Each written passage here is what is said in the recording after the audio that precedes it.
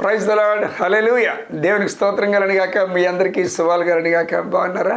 మీరు, మీ పిల్లలు, మీ కుటుంబాలు, మీ రక్త సంబంధాలు ఎప్పుడు కూడా శాంతి, సమాధానం, ఆనంద, ఆరోగ్యాల చేత మీరందరూ కూడా దీవించబడి ఆశీర్వదింపడతారు కాక ప్రభువైనటువంటి యేసుక్రీస్తు నామములో. ఆమేన్, ఆమేన్, ఆమేన్. మంచిది ప్రియులారా, మీరు చేస్తున్న ప్రార్థనలు బట్టి, చూపుతున్నటువంటి ప్రేమను బట్టి నేను ఎంతగానో దేవుని స్తుతిస్తూ ఉన్నాను. మీ కొరకు అందరికీ కూడా నేను ప్రార్థన చేస్తూ ఉన్నాను. ఎవరిని కూడా మర్చిపోలేదు ప్రియులారా. ఎందుకంటే మనందరం కూడా ఒక ఆత్మీయ కుటుంబం, పరలోక సంబంధమైనటువంటి వారిని కనుక ఒకరినొకరు జ్ఞాపకం చేసుకుంటూ ఉండాలి. దేవుని స్తోత్రం కలుగును. హల్లెలూయా. మంచిది, చాలా సంతోషం. మీరు చేస్తున్న ప్రతి పనిలో కూడా మీరు ఉత్తీర్ణులగుదురుగాక, విజయవంతులగుదురుగాక, విడుదల పొందుకుందరుగాక. నజరేయుడైన యేసుక్రీస్తు నామంలో ఈ పిల్లలందరూ కూడా క్షేమకరమైనటువంటి ఆరోగ్యాన్ని వారు పొందుకుందరుగాక, దీవెన పొందుకుందరుగాక. యేసు నామంలో ఆమేన్, ఆమేన్, ఆమేన్. నిర్జీవమైన లోయయందు జీవాధిపతివై వెలసినావు. హీన శరీరము మహిమ శరీరముగా నీ వాక్కుతో మహాసైన్యముగా మార్చినావు. నిర్జీవమైన లోయయందు జీవాధిపతివై వెలసినావు. హీన శరీరము మహిమ శరీరముగా నీ వాక్కుతో మా సైన్యముగా మార్చినావు.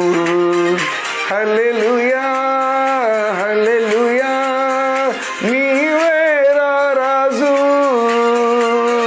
Hosanna, hosanna.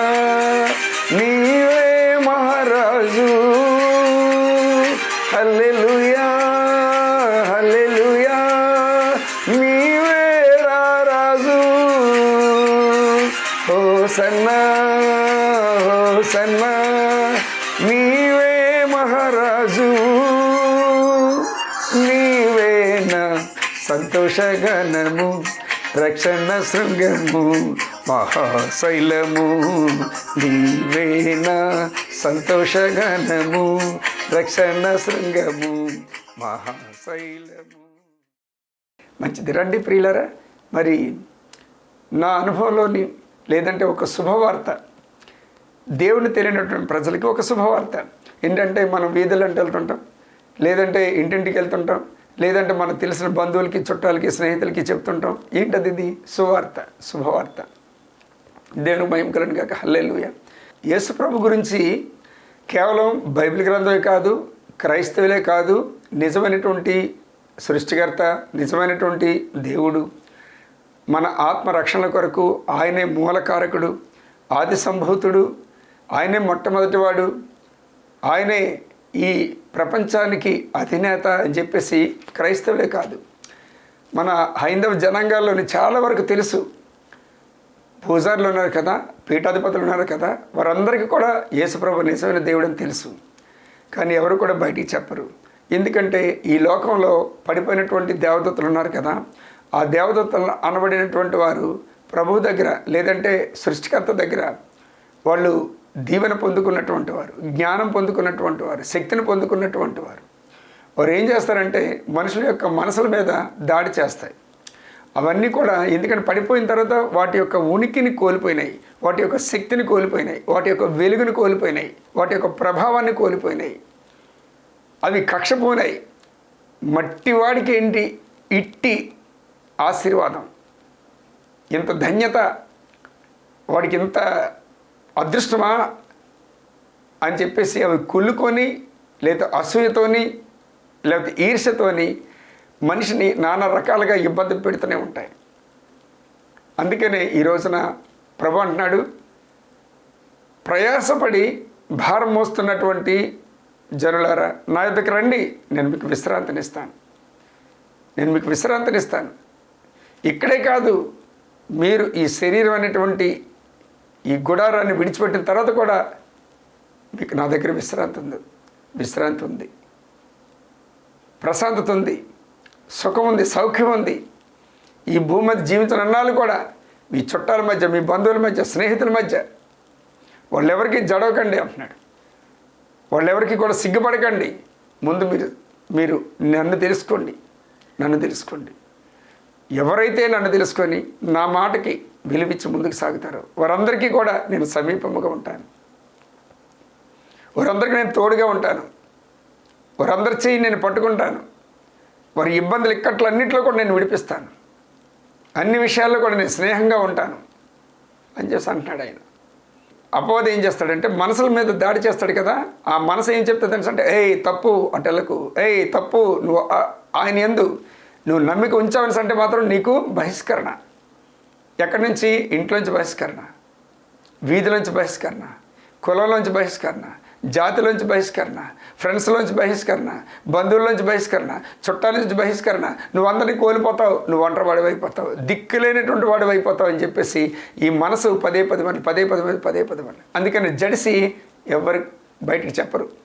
చాలామంది తెలుసు, ప్రతి ఒక్కరు కూడా యేసుక్రీస్తు నిజమైన దేవుడు, ఆయనే సృష్టికర్త, ప్రతి ఒక్కరు కూడా తెలుసు.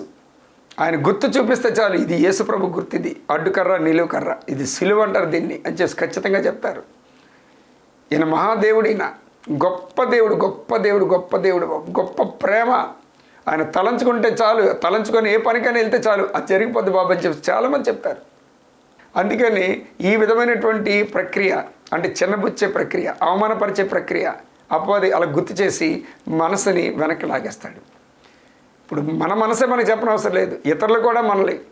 అంతవరకు వాడు త్రాగిపోతే అయిపోయినా ఆవిడ పట్టించుకోడు, తిరిగిపోతే అయిపోయినా ఆవిడ పట్టించుకోడు, వాడు గోండాయిజం అయిపోయినా ఆవిడ పట్టించుకోడు, వాడు రౌడీజం అయిపోయినా ఆవిడ పట్టించుకోడు, వాడు గంజాయి కొట్టినా ఆవిడ పట్టించుకోడు, ఒకటి తన్నేసి మర్డర్ చేసి మానభంగాలు చేసేసి జైలుకి వెళ్ళిపోయినా సరే ఆవిడ పట్టించుకోడు. కానీ ఎప్పుడైతే యేసు ప్రభువుని నువ్వు సొంత రక్షకుడిగా, లేదంటే నీ స్నేహితుడిగా, లేదంటే నీకు ఒక అభిమానిగా నువ్వు నమ్ముకుంటావో, లేకపోతే నీ మనసులోకి రప్పించుకుంటావో, అప్పుడు ఇంకా వాడు పడగలెత్తడం మొదలు పెడతాడు, వాడి పళ్ళు కొరగడం మొదలు పెడతాడు, వాడి కళ్ళు ఎర్ర చేయడం మొదలు పెడతాడు. అక్కడి నుంచి అందరికీ ఊదేస్తాడు. సెకండ్స్ తెలిపోద్ది వార్త, ఇట ఇలాగట అలాగట నమ్ముకున్నాడట ఇదట ఓ అని చెప్పేసి ఓ ఎంత ఫాస్ట్గా వెళ్ళిపోద్దంటే మొత్తం అందరికీ తెలిసిపోద్ది అనమాట. ఇప్పుడు అసలు సెల్ ఫోన్లు వచ్చేసాయి, ఈ వాట్సాప్లు, ఇన్స్టాగ్రామ్స్ అని, యూట్యూబ్లో ఏవో రకరకాలుగా అన్నీ కూడా ఫాస్ట్గా వెళ్ళిపోతాయి. ఇంకంతే, ఇంకా ఆడి మీద మొత్తం నలుగురు కళ్ళు వేసేసి చేతులు పట్టుకొని లాగేసి కొట్టేసి గుంజేసి ఉతికేసి ఆరబెట్టేస్తారు. ఇంకా వాడు అంతవరకు నువ్వు ఎలాగున్నావురా, ఎందుకురా చెడిపోతున్నావు, ఎందుకురా పాడైపోతున్నావు, ఎందుకురా నీ జీవితం మీద ఇంతమంది ఆధారపడ్డారా, మరి తప్పురా అని చెప్పినాడు ఒక్కడు కూడా ఉండడు, వాడు చెయ్యి పట్టుకున్నాడు ఒక్కడు కూడా ఉండడు. వాడి జీవితం గురించి ఆలోచించి వాడి మేలు గురించి ఉపకారం చేసినటువంటి వాడు ఒక్కడు కూడా ఉండడు. కానీ ఎప్పుడైతే ప్రభువుని నమ్ముకుంటే చాలు, ఇంకా తెల్లవని, తండ్రవని, చిన్నాన్నవని, పెదనాన్నవని, మేనమావని, అన్నదమ్ముడవని, అక్కవని, ఎవడైనా సరే ఇంకంతే, ఎక్కడ లేని కారాలు మిరియాలు నూరేసి కళ్ళు ఎర్రబెట్టేసి పళ్ళు పటపట కురికేసి వాడిని తగిలేస్తారు. అది చూసారా, అది దేవుడికి దెయ్యానికి ఉన్నటువంటి తేడా. దేవుడు అన్నటువంటి వాడు ప్రశాంతంగా సంతోషాన్ని, ఆనందాన్ని, ఆరోగ్యాన్ని ఇచ్చేవాడు. ఏదైనా మంచి చేస్తే మెచ్చుకునేటువంటి వాడు. ఎవరికైనా సరే ఇచ్చేటప్పుడు వెరీ గుడ్, అలాగే చేయము, ఇది మంచిది కాదు, అది చేస్తే బాగుంటుంది అని సజెషన్స్ ఇచ్చేవాడు. ధైర్యం చేసి మనసు మార్చుకోండి, మతం కాదు కదా ఇది, ఆ పరమాత్ముడు ఇచ్చినటువంటి జీవాత్మ.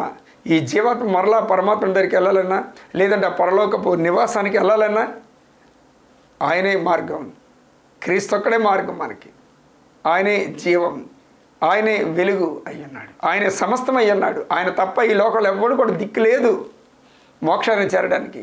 అందుకనే సత్యమేదో అసత్యమేదో, జ్ఞానమేదో అజ్ఞానమేదో, మంచేదో చెడేదో, ఆశీర్వాదం ఏదో మరి శాపమేదో తెలుసుకొని మీ హృదయం మార్చుకోండి, ఆలోచన విధానం మార్చుకోండి, ఈ గ్రంథం పట్టుకోండి, ఈ గ్రంథ ప్రకారంగా ఫాలో అయిపోండి, గ్రంథం చదువుకొని. దేవుడికి స్తోత్రం కలుగును గాక. దేవుడి మాట్లాడినటువంటి విత్తనాలు మన హృదయమైన నేల మీద నాటింపు చేసి ఆయన నీరుపసి పాడిగట్టి ఫలింపు చేయను గాక, నజరేయుడైన యేసుక్రీస్తు నామములో ఆమేన్ ఆమేన్ ఆమేన్. మంచిది ప్రియులారా, రండి ఇప్పుడు ఒక వాక్యం.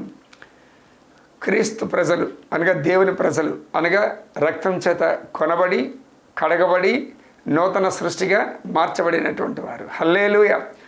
ప్రియులారా, కొరింథీయులకు రాసిన 2వ పత్రిక 5వ అధ్యాయము 6వ వాక్యం చూడండి ఒకసారి. ఆత్మ అను సంచకరువును మనకు అనుగ్రహించి ఉన్నాడు. మనకేమిచ్చాడు? ఆత్మ అనేటువంటి సంచకరువు. ఎందుకు అంటున్నాడు ఆత్మని? ఆయన ఆత్మ అయి ఉన్నాడు కనుక మనం కూడా ఆత్మలం అయ్యి ఉన్నాం కనుక, ఇప్పుడు క్రీస్తు ఒక ఆత్మ అయి ఉన్నాడు, పరిశుద్ధాత్మ దేవుడు ఒక ఆత్మ అయి ఉన్నాడు, అలాగే తండ్రి కూడా ఒక ఆత్మ అయి ఉన్నాడు, అలాగే నువ్వు నేను కూడా ఒక ఆత్మ అయి ఉన్నాము, అలాగే పరలోకం కూడా ఆత్మల యొక్క స్థలమై ఉంది. ఇది ఆత్మలు అని చెప్పేసి, అందుకని ఆత్మ అనేటువంటి సంచకరువు మనకి ఇస్తాడనమాట ఆయన.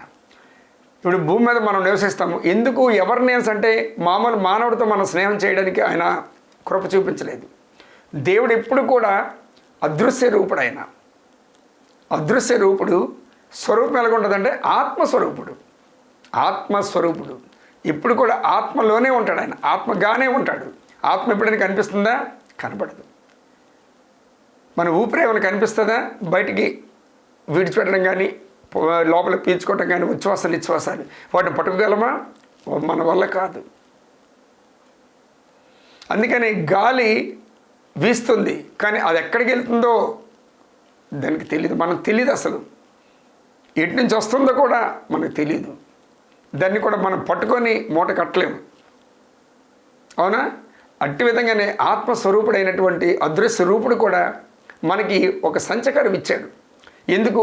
నా పిల్లలకి నేను సపోర్టింగ్గా ఉండాలి, ఒక ప్రొటెక్షన్ కలిగి ఉండాలి, నేను ఒక భద్రతని ఇస్తూ ఉండాలి. ప్రతి క్షణం కూడా వారి చేయి పట్టి నడిపిస్తూ ఉండాలి, వారికి నేను సజెస్ట్ చేస్తూ ఉండాలి, నా కనుదృష్టి వారి మీద ఉంచి వారికి ఆలోచన చెప్పుతూ ఉండాలి వారికి. ఎందుకని అంటే లోకంలో దురాత్మ శత్రువు గడు ఒకడు ఉన్నాడు. వాడు ఎవడంటే మామూలుగా ఉన్నవాడు మనిషిని, మామూలుగా జీవించనివాడు మనిషిని, ప్రశాంతమైన వాతావరణం కలగనివాడు మనిషిని, సుఖ సంతోషాలు వాళ్ళ దగ్గర నుంచి తీసేస్తుంటాడు, వాళ్ళ మనసుల మీద పనిచేస్తుంటాడు, వాళ్ళ శరీరాల మీద పనిచేస్తుంటాడు, వారిని భయోందరణకు గురి చేస్తుంటాడు. కనుక నేను ఆత్మయ్య ఉన్నాను కనుక, నా పిల్లోడు కూడా ఆత్మయ్య ఉన్నాడు కనుక వాడికి నేను సపోర్టర్గా ఉంటాను. దేవుడే ఆయన ఆత్మ అనేటువంటి సంచకరువు నీకు నాకు అనుగ్రహించడం జరిగింది. అందుకని ఆత్మ ఎక్కడుంటే అక్కడ స్వాతంత్రం ఉంటుందంట. కొరింథీయులకు రాసిన 2వ పత్రిక 3వ అధ్యాయము 17వ వాక్యం చూడండి ఒకసారి. ప్రభువే ఆత్మ, ప్రభు యొక్క ఆత్మ ఎక్కడ ఉండునో అక్కడ స్వాతంత్రం ఉండును. ప్రభువే ఆత్మ, యేసుక్రీస్తు ఒక ఆత్మ అయి ఉన్నాడు.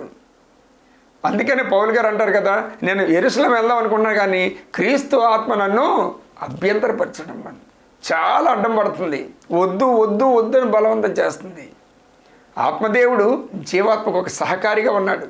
4:17 చూసుకున్నట్లయితే, మేము దృశ్యమైన వాటిని చూడక అదృశ్యమైన వాటిని నిదానించి చూచుచున్నాము కనుక క్షణమాత్రముండు ఈ చులకని శ్రమ మా కొరకు అంతకంతకు ఎక్కువగా నిత్యమైన మహిమ భారమును కలుగజేయుచున్నది.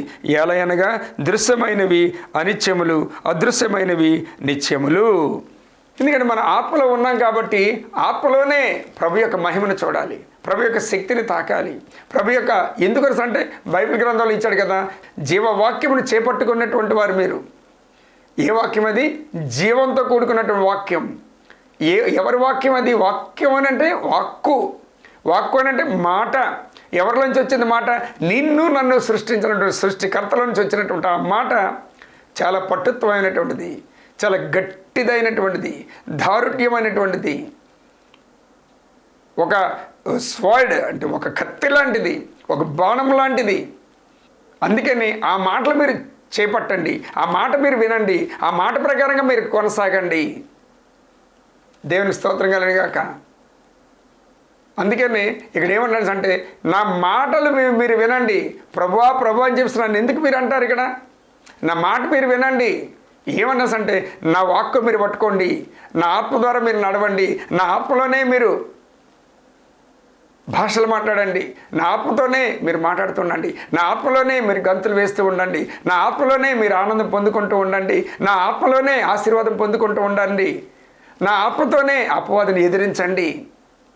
నేను మిమ్మల్ని ముద్రించి ఉన్నాను, మీ ఆత్మలకు నేను ముద్ర కొట్టున్నాను. నేను ఏం పర్లేదు, భయపడకండి.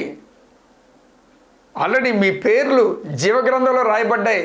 నేను మిమ్మల్ని వెతుక్కున్నాను, నేను మిమ్మల్ని పట్టుకున్నాను, మిమ్మల్ని నేను ఎంచుకున్నాను, మిమ్మల్ని నేను లోకంలో నుంచి విడుదలించుకున్నాను, సపరేట్ చేసుకున్నాను, ఎడబాపు చేసుకున్నాను, నా సొత్తుగా ఎంచుకున్నాను. మీరు భయపడిన అవసరం లేదు. ధైర్యంతో ఆత్మలో ముందుకు సాగండి. ధైర్యంతో నా ఆత్మీయ స్థితి లోతుల్లోకి నడవండి. ధైర్యంతో నా ఆత్మలో విశ్వాసం పొందుకోండి. నమ్మకంగా ఉండండి. నా ఆత్మదేవుడు గొప్పోడు. నా ఆత్మదేవుడు సజీవుడై ఉన్నాడు. నా ఆత్మదేవుడు చాలా బలవంతుడై ఉన్నాడు. నా ఆత్మదేవుడు నన్ను చూస్తూ ఉన్నాడు. నా ఆత్మదేవుడు నన్ను స్పృశిస్తూ ఉన్నాడు. నా ఆత్మదేవుడు నాతో మాట్లాడుతూ ఉన్నాడు అని చెప్పేసి ఆ స్పృహలో మీరు ఉంటూ ఉండండి. అదే ఆలోచనతో ఉంటూ ఉండాలి మనం. అదే ఏకాగ్రతతో ఉంటూ ఉండాలి మనం. ఎప్పుడైతే నువ్వు నేను ఒక ఆత్మలో, ప్రభు యొక్క ఆత్మలో, ఆ సంచకరు అనేటువంటి ఆత్మలో బలవంతులమై ఉన్నామో అప్పుడు దుష్టుడు పారిపోతాడు. మన దేవుడు చూస్తూ ఉన్న దేవుడు, ఆయన స్నేహితుడు, అన్నదమ్ముడు, ప్రాణాన్ని ఇస్తున్నటువంటి వాడు, ఆయన త్యాగమూర్తి, ఆయన ఆలోచన కలిగినటువంటి వాడు, ఆలోచన ఇచ్చే దేవుడు, ఆశ్చర్యకరమైనటువంటి ఆలోచన శక్తియు అధిక బుద్ధియు అనుగ్రహించేవాడు నేనే, ప్రకటించేవాడును నేనే, దాన్ని గ్రహించుకునేటువంటి జ్ఞానం ఇచ్చేవాడును నేనే, రక్షించుకున్నవాడని నేనే. యెషయా గ్రంథం 43వ అధ్యాయం 12వ వాక్యంలో చెప్తాడు ఆయన. ఎంత చక్కగా చెప్తున్నాడో చూడండి. కాబట్టి ఈ వాక్యాన్ని ఎప్పుడు కూడా మనం చదువుతూ, ఆయన మాటలు పట్టుకుంటూ, ఆయన మనకి ఇచ్చినటువంటి అధికారం, ఆధిపత్యాన్ని చేపట్టుకుంటూ ధైర్యం వహించి ముందుకు సాగిపోవటమే క్రైస్తవ్యంలో దాగి ఉన్నటువంటి ఆశీర్వాదం. ప్రభువా ప్రభువా ప్రభువా అని చేస్తున్నాను మీరు పిలవటం ఎందుకు? నా మాట ప్రకారం మీరు చెయ్యండి, నా మాటను మీరు పాల్గొండి. చూడండి ఒకసారి వాక్యం చదువుకుందాం. లూకా సువార్త 6వ అధ్యాయము 46వ వాక్యం చూడండి ఒకసారి. నేను చెప్పు మాటల ప్రకారము మీరు చేయక ప్రభువా ప్రభువా అని నన్ను పిలిచడం ఎందుకు? మీరు అన్ని విషయాలు కూడా నన్ను పోలి మీరు నడుచుకోండి. నన్ను ఎందుకు ప్రభువా ప్రభువా ప్రభువా ప్రభువా అనుకుంటే కథ జరగదు, మీ పనులు జరగవు. ముందు నేను ఏ మాటలైతే బోధించానో, ఏ మాటలైతే మీకు అనుగ్రహించానో, ఏ మాటలు ఇచ్చి మీకు అధికారం దయచేశానో ఆ మాటల ప్రకారంగా, ఆ మాటలు పట్టుకొని అధికారం చలాయించండి శత్రువు మీద, ఆధిపత్యం వహించండి మీ శత్రువు మీద, వాటిని పెదవులతో పలకండి ఆశీర్వాదం కొరకు, దీవెనల కొరకు. మీ నోరు ఏం మాట్లాడుతుందో అదే జరుగుతుంటుంది. ఏదైతే పదే పదే మరి నేను, ఎందుకంటే నేను ఆడే మాటల్లో ఒక జీవం ఉంది, ఒక శక్తి ఉంది, ఒక బలం ఉంది, ఒక ఆశీర్వాదం ఉంది, ఒక నెమ్మది ఉంది, ఒక శాంతి సమాధానం ఉంది. నేను ఆత్మనై ఉన్నాను కనుక మీరును ఆత్మై ఉన్నారు. నా దీవెనే, నా శాంతినే, నా సమాధానాన్ని మీకు ఇచ్చి వెళ్తున్నాను నేను. ఇదిగో నా కుమారుడు అన్నటువంటి క్రీస్తుని మీకు మోడల్గా పెట్టి ముందుకు సాగిస్తున్నాను. చూడండి ఒకసారి ఆయన ఎలా నడుచుకున్నాడు, చదవండి ఒకసారి ఆయన ఎలా నడుచుకున్నాడు, దెయ్యాల మీద అధికారం ఎలా చెలాయించాడో, వాగ్దాటి ఎలాగా ఆయన బోధ ఎలా చేశాడో, మీకు విరోధంగా మాట్లాడేటువంటి వారి దగ్గర ఎంత జ్ఞానం కలిగి మాట్లాడాడో. పాము వల్ల వివేకం కలిగి మాట్లాడండి, పావురం వల్ల నిష్కపటం కలిగి మాట్లాడండి అని చెప్పేసి వాక్కు సెలవిచ్చింది కదా. కాబట్టి నా పిల్లలారా, ఏమాత్రం కూడా సిగ్గుపడకండి, ఏమాత్రం కూడా భయపడకండి, ఏమాత్రం కూడా మిమ్మల్ని తల దించుకున్నటువంటి వాడిని చేసేటువంటి వాడిని కాదు నేను. మిమ్మల్ని సిగ్గుతో తల దించుకున్నటువంటి చేసేవాడిగా కాదు, మిమ్మల్ని తలవైపు ఉంచుతా కానీ తోకవైపు ఉంచేటవాడిని కాదు. ఎందుకంటే మిమ్మల్ని సదాకాలం కాపాడటానికి దేవుడు నన్ను పంపించాడు. ఆత్మదేవుడిగా నేను మీతో ఉంటున్నాను, ఆత్మ ఆశీర్వాదాలు అనుగ్రహించేటువంటి వాడిగా మీతో ఉంటున్నాను, ఆత్మలో నడిపించేవాడిగా మిమ్మల్ని ఉంటున్నాను, ఆత్మజ్ఞానం అనుగ్రహించే వాడిగా నేను మీతో ఉంటున్నాను, ఆత్మ ఆశీర్వాదాలు పొందింప చేసే వాడిగా మీతో ఉంటున్నాను. మీ జ్ఞానంనిచ్చి, శక్తినిచ్చి, బలాన్నిచ్చి, ఆరోగ్యాన్నిచ్చి, ఆయుష్నిచ్చేటువంటి అంతటి వాడిని నేనే. పరిశుద్ధాత్మ దేవుడను, క్రీస్తు అయినటువంటి క్రీస్తు ఆత్మను, తండ్రి అయినటువంటి తండ్రి ఆత్మను, ముగ్గురు కలిసి నీ దగ్గరే, నీతోనే, నీలోనే, నీ ప్రక్కనే, నీ వెనక, నీ ముందు, నీలో మేము జీవిస్తూ ఉన్నాం. భయపడద్దు. నా కనుదృష్టి నీ మీదే, నీ చెయ్యి పట్టుకుంది, నీ మాటలు నా చెవులు వింటున్నాయి, నువ్వేం చేయబోతున్నావో నేను చూస్తూ ఉన్నాను. భయపడద్దు. నీకు ఇవ్వాల్సినవన్నీ కూడా మీ చేతులకి ఇచ్చాను, మీ ముందు పెట్టాను నేను. మీరు ఆరగించటమే, స్తోత్రం చెప్పి సంతోషం దగ్గర గంతులు వేసి మీరు వాటిని పొందుకోవడమే, వాటి ప్రకారంగా నడుచుకోవడమే. అందుకని అదృశ్యమైనటువంటివి నిత్యములు, దృశ్యమైనటువంటివి అనిత్యములు. అవి నిత్యం నిలవవి. అని బాబయ్యా బాబయ్యా ఇది రా అది రా అది చెయ్యి ఇది చెయ్యి అని చెప్పేసి ఎప్పుడు కూడా మనం చెప్పనవసరం లేదు. నా తండ్రి మాకు ఇచ్చినటువంటి హక్కు, ఆశీర్వాదాల హక్కు, జీవం కలిగిన తండ్రి, మేము పట్టుకున్న తండ్రి, మాతో ఉన్నవాడు, మమ్మల్ని కన్నటువంటి వాడు, మమ్మల్ని సదాకాలం నడిపిస్తున్నటువంటి వాడు, మహోన్నతుడైనటువంటి ఆది సంభూతుడు, జ్ఞానులకు రారాజు ఆయన. జ్ఞానము, శక్తి, బలము అన్నిటికీ కూడా ఆయనే ఆధారభూతుడు, అన్నిటికీ ఆయనే ఆధారభూతుడు అని చేసి ఎప్పుడైతే నేను నోటితో ఒప్పుకొని శత్రు దగ్గర ఈ మాటల ప్రకారంగా నువ్వు గంతులేస్తావో, ప్రభుకి ఆత్మచేత ఆత్మలో ఆనందింపబడతావో. ఎందుకంటే నీ తండ్రిని బట్టి, నీ తండ్రికి ఉన్నటువంటి అధికారం బట్టి, నీ తండ్రికి ఉన్నటువంటి శక్తిని బట్టి, బలాన్ని బట్టి, వెలుగుని బట్టి, ఆశీర్వాదం బట్టి, దీవెని బట్టి, నెమ్మదిని బట్టి, సమాధానం బట్టి, శాంతిని బట్టి, పరులకు ఔన్నత్యని బట్టి ఎప్పుడైతే నువ్వు గంతులేస్తావో అవన్నీ పడపంచలైపోతాయి. చెయ్యండి, ధ్యానించండి, క్వైట్ టైం మెయింటైన్ చేస్తూ ఉండండి. ప్రతి క్షణం కూడా బైబిల్ వాక్యాలు ధ్యానిస్తూ ఉండండి, జ్ఞాపకం చేసుకుంటూ ఉండండి, నోటితో మాట్లాడుతూ ఉండండి, ఉచ్చరిస్తూ ఉండండి. పదే పదే మార్లు ఆయన చేసిన మేళ్ళు ఉపకారాలు అన్నింటినీ కూడా జ్ఞాపకం చేసుకుంటూ ఉండండి. అందుకని సంచకరువుగా మనకి ఇచ్చినటువంటి ఆత్మ దేవుడే దాన్ని జ్ఞాపకం చేస్తాడు. అలాగా ఎప్పుడైతే మీరు ఆత్మని సంధిస్తారో, ఆత్మని రిసీవ్ చేసుకుంటారో, ఆ ఆత్మదేవుడే మీకు అద్భుతాలు, ఆశ్చర్యకార్యాలు శారీరకంగా, ఆత్మికంగా, ఆర్థికంగా, మానసికంగా మీకు నాకు చేయడమే కాకుండా ఇతరులకు కూడా చేస్తాడు ఆయన. ఇతరులకు కూడా ఆయన పాలు పంపులు పంచుతాడు ఆయన. ఇతరులకు కూడా ఆయన సువాసన వెదజల్లుతాడు ఆయన. ఇతరులకు కూడా అతని శక్తి విడుదల చేస్తాడు ఆయన. దేవుని స్తోత్రం కలిగిన గాక. అందుకని ఈ ఆత్మ అనేటువంటి సంచకారం ఎల్లప్పుడూ కూడా మనతో ఉంది కాబట్టి ఇక్కడి నుంచి అయినా సరే దాని మీద ఆధారపడి నమ్మకం పెట్టుకొని విశ్వాసంతో అదృశ్య రూపంగా అది ఎరిగి ఆయన సహాయంతో ముందుకు సాగాలని కోరుకుంటూ ఈ మాటలని విత్తనాలు మన హృదయం నేల మీద నాటింపు చేసి ఆయన నీరు పసి పాడిగట్టి ఫలింప చేయను కాక నజరేయుడైన యేసుక్రీస్తు నామములో ఆమేన్ ఆమేన్ ఆమేన్. వరుస నుంచి వచ్చారండి మన సహోదరీలు. రూబీ అని నేనే పేరు పెట్టాను, రూబేన్ అని వాళ్ళ ఆయన గారికి పేరు పెట్టడం జరిగింది. వాళ్ళిద్దరికీ అమ్మాయి అబ్బాయి ఉన్నారు. అయితే అమ్మాయికి 2 కళ్ళు కూడా ఆపరేషన్ చేయాలంట. 2 కళ్ళు ఆపరేషన్ చేస్తే మరి చాలా ఇబ్బంది అవుతుందని చెప్పేసి 1 కన్ను మాత్రమే చేశారు.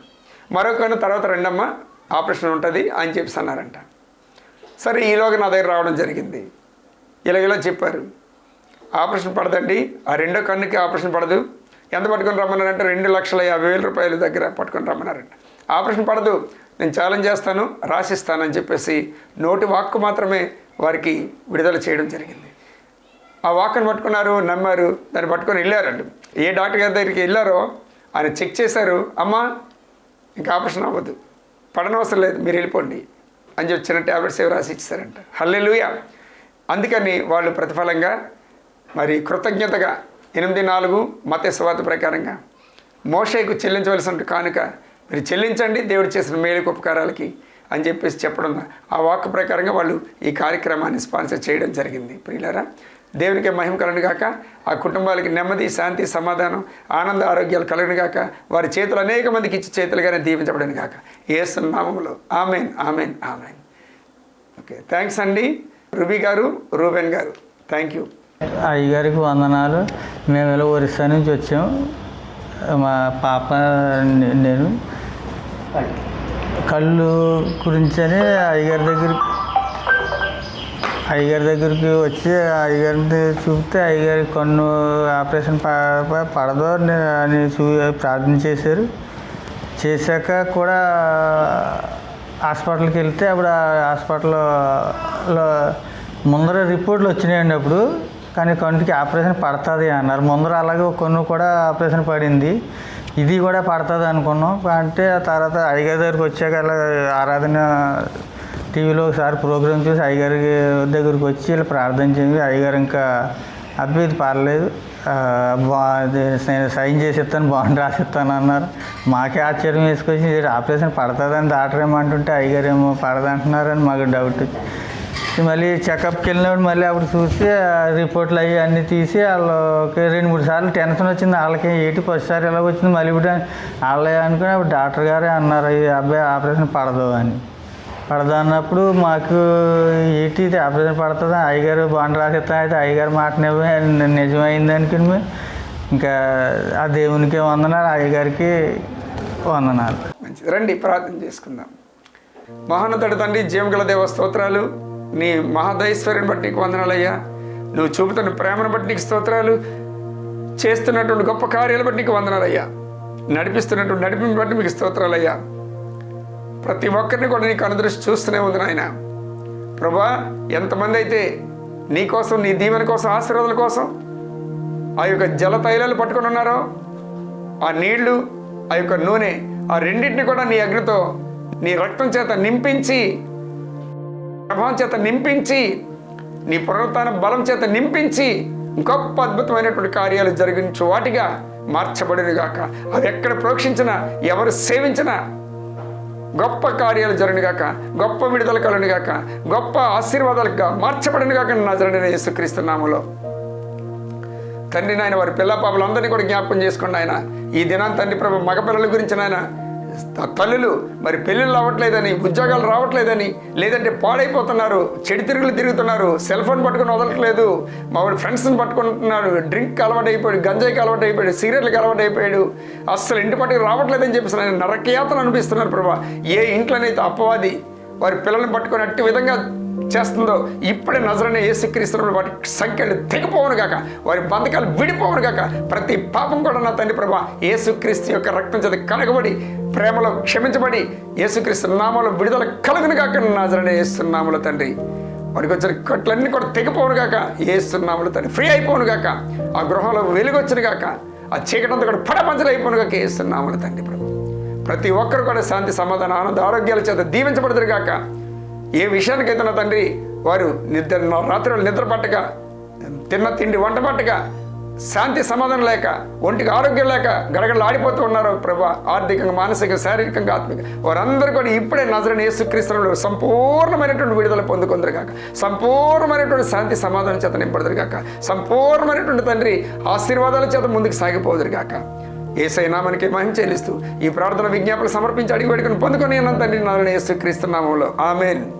తండ్రి, కుమార, పరిశుద్ధాత్మ త్రియేక దీవెనలు మనకి, మన పిల్లలకు, మన కుటుంబాలకు, మన రక్త సంబంధాలు, ఇరుగు వారికి, పొరుగు వారికి, మన యొక్క గ్రామానికి, పంచాయతీకి, మన మండలానికి, జిల్లావాసులకి, రాష్ట్రవాసులకి, దేశవాసులకి, ప్రపంచవాసులకి, భూ సంబంధమైనటువంటి ప్రజలందరికీ కూడా సదాకాలం తోడై ఉంటూ గొప్ప అద్భుతమైన కార్యాలు జరిగించుకుంటూ, గొప్ప దర్శన భాగ్యాన్ని వారికి అనుగ్రహిస్తూ, మనోనేత్రాలు వెలిగించుకుంటూ, క్షమాపణ అనుగ్రహిస్తూ, నరకం నుండి తప్పిస్తూ పరలోక రాజ్యానికి వారసత్వం పొందుకొనులాగున గొప్ప కార్యాలు జరిగించుకుని ఆయన నామానికి మహిమ తెచ్చుకొనును గాక యేసు నామములో ఆమేన్, ఆమేన్, ఆమేన్. ప్రైజ్ ది లార్డ్ అండి. వందనాలు. దేవుడు మిమ్మల్ని దీవించి ఆశీర్వదించును గాక. ఆమేన్.